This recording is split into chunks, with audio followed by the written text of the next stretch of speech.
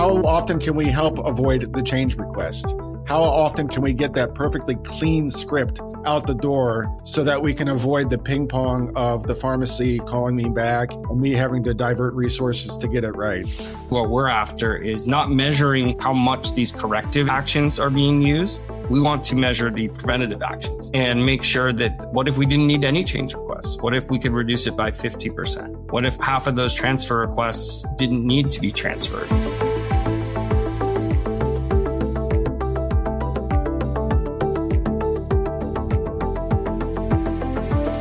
Welcome back to the MM+M Podcast. I'm Lesha Bushak, Pharma Editor at MM+M, and I'm excited to bring you a podcast episode with DrFirst.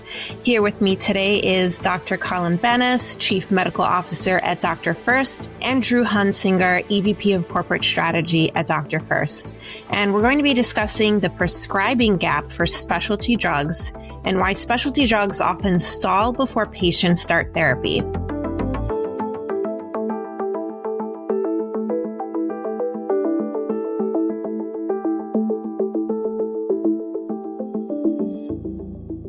Before we start, I'd love for you both to just give our listeners a little bit of a primer on DrFirst and tell them a little bit about your company and what you do. So what started as an e-prescribing company over 26 years ago, so go back in your time machine, go back 26 years, and you can remember that we were doing everything on paper, of course, and that the EHR revolution hadn't really arrived yet. And DrFirst was trying to pioneer in that e-prescribing space, recognizing that there was a lot of opportunity for safety and legibility and making lives easier for providers and patients. And of course, over the course of 2+ decades, e-prescribing is still one of our core competencies. But over the course of time, we also developed relationships and solutions in what I would call the medication management space. So not just e-prescribing, but all of the events and touch points that happen associated with a provider deciding that a patient needs a therapy, all the way to helping that patient achieve and stay on that therapy. So medication reconciliation, price transparency, controlled substances. And then for the last 5+ years, a real focus on easing the pain around specialty medication prescribing and adherence, as well as patient engagement. Drew, tell me what I missed. Colin, I think you did pretty good. I think that one you're hired. I think you got it, Colin. It's in the early days of e-prescribing, it was get a prescription to a pharmacy, right? And now with the changes in technology, the changes in drug manufacturing, the rise of specialty meds, the increase in complexity, it's a whole new world. So through the early years of our company, as Colin mentioned, we've got a large presence in clinical real estate across the market where doctors are writing prescriptions and patients are getting them. So the question is for us, how do we use that to make the process more frictionless and ultimately get the patients on therapy with the medications that they need? And we're going to talk about specialty medications and what some of those pain points and friction points are. Pharma brands are investing millions often to bring specialty medications to market, and then they see patients abandon their therapy before they even begin. And there's a lot of reasons for that, and prior authorization requirements is one of them. But what's really causing this problem? Like, what are the pain points, the biggest friction points for patients, and within that prescribing workflow? I'll tell you, and I'm very fond of this analogy, and I've even expanded it further now that we've just finished March Madness basketball season. But the analogy goes like this. The providers and doctors are being asked to play a game that they don't know the rules to. And unfortunately, that game actually involves life-saving medications for our patients. And what I mean by rules is, when I have the patient in front of me, it's complex enough for me to understand all of the clinical rationale and ways that I need to prescribe this and contraindications and things like that. It's so hard to keep straight because 90% of the new drugs that are coming to the market are specialty related. So this is a growing and growing and growing segment of the pharmaceutical armamentarium. But aside from the clinical rules that are hard enough to get your head around, there are financial rules, there are payer rules, there are prior authorization rules, as you mentioned. And so And I don't think the technology has kept up, if you will. We did a really good job of formatting and getting that prescription digital, but have we really helped the provider understand the rules so that when I write it, I don't have to find out later that I wrote it wrong, or that I need to change it, or that it's not covered, or worse, that it's so expensive and I didn't know that when I wrote it, that my patient's never going to get that filled. And so it's become so complex and so opaque that we really do need to use technology to shine a light on this. And that's what DrFirst is really specializing in. One of your platforms and solutions is called Timely, and it's a patient and provider engagement platform that I'm assuming aims to address some of these issues. So can you tell us a bit about Timely and what that does? What I would call Timely is more of that end-to-end, and you said it perfectly, engagement platform as it relates to the prescribing and adherence process. So on the provider side, Timely seeks to help take those complex rules that I just complained about and package them and actually help serve those up at the right moment in an actionable way to the provider so that I can actually achieve a frictionless prescribing process and then get that patient on that therapy and actually keep them on therapy as appropriate. And so part one is, helping the provider's life, make it easier, understand those rules, guide them or assist them through that process. And on the patient side, equally, how can I engage and inform the patient and educate on their side so that they understand what to expect when they get to the counter or when they get to the specialty pharmacy around that new medication that is, potentially life-saving. I think that's great, Colin. What I'll add is the way to think about Timely holistically, in my opinion, is there now is available a platform to prevent problems before they occur versus trying to detect them downstream and then throw a lot of resources and energy and cash at correcting them, right? So to Colin's point, we started on the patient side, have proven for years now with dozens and dozens of brands and clinical studies that we can, through different tactics with the patient, improve first fill, like you said, Alicia, and improve long-term adherence and reduce time to therapy for that first prescription. When you move upstream into the provider side, it affords you the opportunity to make sure that that prescription is written correctly and eliminate some of the problems that occur downstream, right? And a lot of the tactics that are deployed today, whether it be even real-time benefits in provider workflow or EPA solutions or hubs and specialty pharmacies trying to help, everybody's trying to help fix problems that have already happened. And that's really a challenge because the solution is to just not have the problem, right? And to get it written correctly the first time and to bring those different rules and dynamics into provider workflow. And that's really what Timely Provider, this new edition that we've got in market, is doing. It's giving really providers and manufacturers and other stakeholders the ability to have a brand specific, almost e-prescribing experience. When you look at how e-prescribing was created, it's very standards driven. It's very certification limited. And in the initial days, it was really designed for retail drugs going to retail pharmacies, right? And there wasn't this issue of, this has a complex, there are step therapy requirements. There are different dosing based on what indication you're writing this prescription for. Like all of those rules are complex and becoming increasingly so. And so the real goal for us is to start with Timely Provider, get the prescription written correctly. Let's mitigate as many of those problems that we know are going to occur if it's not written correctly from happening. And then that also gives us a more seamless touch point to the patient, because the patient now, instead of worrying about, hey, I went to the wrong pharmacy, I got to call my doctor, we can focus on making sure they go and get their prescription or making sure they're ready for their prescription, that they understand it. So the more problems we can avoid with Timely Provider, the more, I'd say, effective we can be with the patient because there's less things to worry about. And what role do pharma brands play in all of this? Because you all talked about how complex this whole process is. What do pharma brands need to understand about the prescribing workflow that they currently don't?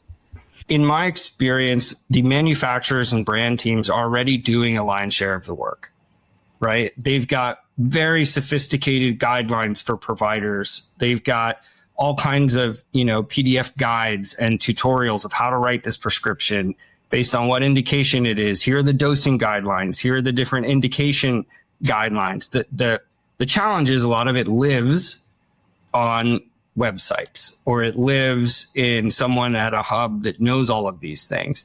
So in my opinion, it's pretty simple because they've done the work of really mapping this out. We want to take that and put it right into the workflow and turn all of the work that they've done into just how the application works, into application logic. I think luckily they've identified this problem for years now, and they've got all of it mapped, and it's just a little bit of an issue of we don't have somewhere to put it. And not only do you have to marry those clinical guidelines and rules that Drew just spoke about, but you have to marry them with the vagaries of that patient's specific insurance or lack thereof and what rules the PBM has. And so there's so many different players in this space: provider, patient, pharma, PBM, and even the pharmacy itself, that they all have different subtle rules that, any friction at one point can derail the whole thing and end up in a change request or a denial that comes back to me hours or days later and requires a whole lot of rework. And so Pharma, the Pharma brands have done a wonderful job of trying to create these resources and hub services and ways for patients to access and make things easier. But I think the real trick, and Drew keeps saying this, is the further upstream you get all of these resources and all of this knowledge and wisdom, the more likely you are to be successful. And for a lot of these therapies, days equals greater chances of success or survival. And so this really is an important endeavor that we're talking about here. And when we talk about clinical decision support throughout this process, how do you ensure that support is actually helping the patient and improving outcomes, rather than just adding noise throughout the process? Yeah. So this is informatics 101. So I've been in the informatics field for 20 plus years now.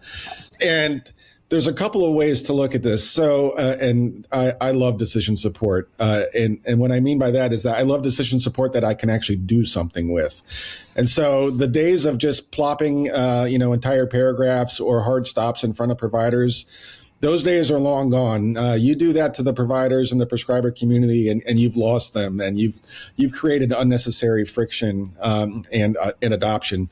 Likewise, if you make me exit what I'm doing and go to another resource, another web page, look something elsewhere, again, you've lost me. And so it's all about bundling all of that data that becomes information and knowledge and putting it directly in the workflow in such a way that I can actually answer those questions right then and there, and it starts to alter and correct my prescription. And so the best kind of decision support is the kind that is actionable, but also does not necessarily lock me in. Okay. So at the end of the day, these are doctors, these are prescribers. Just like the lines on the road, it helps keep you where you need to be. But at any moment, if you as the driver or the prescriber decide you need to, veer to the right to avoid something or to do something, that's more correct, you can. Those lines don't necessarily stop you. They just guide you. And then you touched on something really important, which is how do we know if we're successful? Ultimately, there's a couple of different metrics that we can use. Was it picked up? How quickly from prescribing to the onset of therapy? All the way down the line to, is the therapy actually working, which is a clinical outcome, which is sort of the holy grail. But one of the things that we're working on, and I know Drew's going to talk about as well, is there are some tiny subtle surrogates that are upstream that can tell us how well the decision support is working. And one of the ones I'm fond of talking about is the change request. So this idea of, if I write the script perfect and I follow all the rules, I won't get a request from the pharmacy coming back to me to say, you need to change this, and this is why you need to change this. And so a lot of the metrics that we are focused on, and we are a data-driven company, so everything we do is metrics-driven. But one of the things we're really focusing in on is how often can we help avoid the change request? How often can we get that perfectly clean script out the door so that we can avoid the ping pong of the pharmacy calling me back and me having to divert resources to get it right. Yeah, I think, Colin, you mentioned something that's important. There's been some press lately of, hey, the change request, meaning the pharmacy says to the doctor, you need to change something, or a transfer request from the pharmacy, meaning the transfer needs to transfer it somewhere else, that it's getting great adoption and then it's being used.